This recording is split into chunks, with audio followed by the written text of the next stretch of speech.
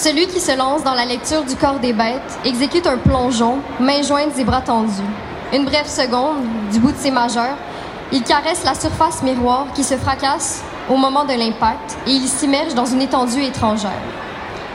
Englouti dans un espace fragmenté où la linéarité du temps n'est plus, il ne lui reste qu'à se laisser porter par la langue d'Audrey Wilhelmy, douce berceuse enivrante à laquelle on ne peut s'arracher qu'à contre-cœur.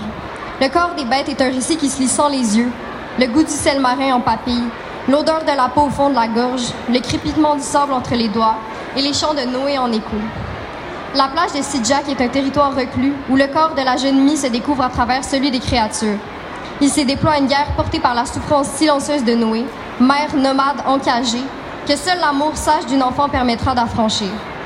Audrey Wilhelmy offre au lecteur une œuvre qui s'enracine en celui qui, le temps d'un instant, se permet d'oublier le confort traditionnel de l'ordre pour se laisser aller à une écriture qui raconte l'une de ces histoires à laquelle il est certain de n'avoir jamais fait face. L'une de ces histoires qui donne simplement envie de ne jamais remonter à la surface.